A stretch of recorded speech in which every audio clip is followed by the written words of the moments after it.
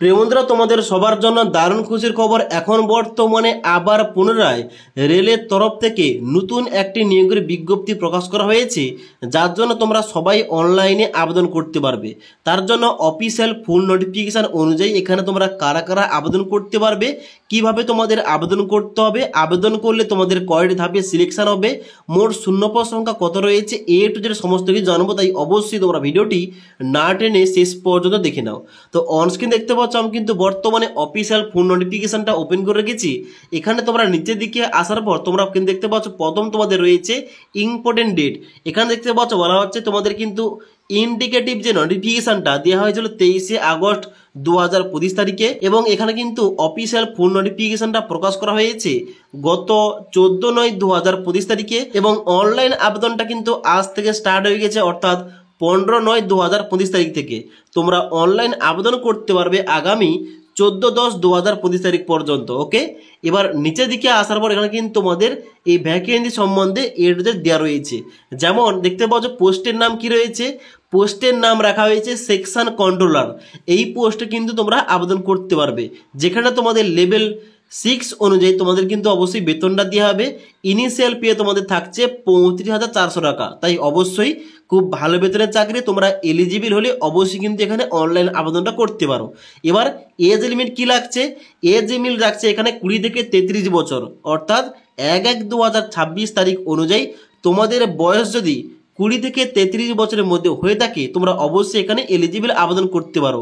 মোট এখানে শূন্যপদ সংখ্যা কত রয়েছে, মোট এখানে শূন্যপদ সংখ্যা রয়েছে 368টি, যার জন্য তোমরা আবেদন করতে পারবে। ওকে, এবারে সেকশন কন্ট্রোলার পোস্টে আবেদন করলে তোমাদের কয়টি ধাপে সিলেকশন হবে এই সম্বন্ধে 3 নম্বর পয়েন্টে দেওয়া রয়েছে, যেখানে বলা হচ্ছে stage of exam there shall be single stage computer based test, অর্থাৎ তোমাদের কিন্তু একটি লিখিত পরীক্ষা নিয়ে হবে, এবং তারপরে হবে তোমাদের সিবিএটি অর্থাৎ কম্পিউটার বেসড অ্যাপটিটিউড টেস্ট, এবং তারপরে হবে তোমাদের ডকুমেন্ট ভেরিফিকেশন, এবং তারপর তোমাদের মেডিকেল এক্সামিনেশন হবে। ওকে, এবার তোমাদের যে সিবিটি পরীক্ষাটা হবে বললাম, ওই সিবিটি পরীক্ষার প্যাটার্ন কি থাকবে। সিবিটি পরীক্ষা কিন্তু তোমাদের টোটাল এখানে 100 নম্বরের পরীক্ষা হবে, এবং এখানে 100 নম্বরের জন্য তোমাদের মোট টাইম দিয়ে হবে 2 ঘন্টা, অর্থাৎ 120 মিনিট তোমাদের টাইম দিয়ে হবে, যার মধ্যে থাকছে তোমাদের অ্যানালিটিক্যাল এবং ম্যাথমেটিক্যাল ক্যাপাবিলিটি, লজিক্যাল ক্যাপাবিলিটি এবং মেন্টাল রিজনিং। এখান থেকে কিন্তু তোমাদের প্রশ্নগুলো করা হবে। ওকে, এবং প্রতিটি প্রশ্নের মান থাকবে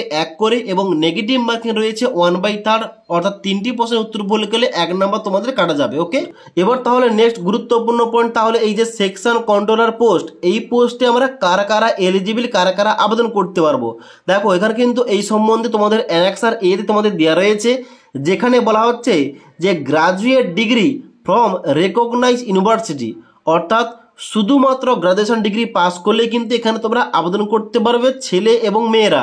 তুমি যে কোনো শাখা থেকে মিনিমাম নাম্বার পেয়ে শুধুমাত্র গ্রাজুয়েশন পাস করলে এখানে কিন্তু আবেদন করতে পারবে। ওকে, এবার এই অফিসিয়াল নোটিফিকেশনের নিচের দিকে এলে এখানে কিন্তু তোমরা দেখতে পাচ্ছ এখানে তোমাদের দেওয়া রয়েছে প্রতিটি আরআরবি অনুযায়ী, জোন অনুযায়ী, ক্যাটাগরি অনুযায়ী ভ্যাকেন্সিটা। তোমরা এখান থেকে কিন্তু অবশ্যই তোমরা চেক করতে পারো তুমি যে জোন থেকে কিংবা তুমি যে আরআরবির আন্ডারে যে ক্যাটাগরি থেকে আবেদন করতে চাও ওখানে তোমাদের কত ভ্যাকেন্সি রয়েছে। ওকে, এখানে তোমরা কারা কারা আবেদন করতে পারবে, কিভাবে তোমাদের আবেদন করতে হবে তোমাদের বলে দিলাম, এবং তার সঙ্গে সঙ্গে তোমাদের এক্সাম প্যাটার্ন কি থাকছে, এখানে তোমাদের সিলেকশন প্রসিডিউর কি থাকবে, এখানে তোমাদের সমস্ত কিছু বলে দিলাম। এবার তোমরা যদি এই ভ্যাকেন্সি সংক্রান্ত অনলাইন আবেদন প্রক্রিয়া নিয়ে ভিডিও চাও নিচে কিন্তু অবশ্যই আমাকে কমেন্ট করতে পারো। তাছাড়া আজকের এই ভিডিওটির আপডেট তোমাদের ভালো লেগে থাকলে একটি লাইক করবে, এবং বন্ধুদের অবশ্যই ভিডিওটি শেয়ার করে দেবে।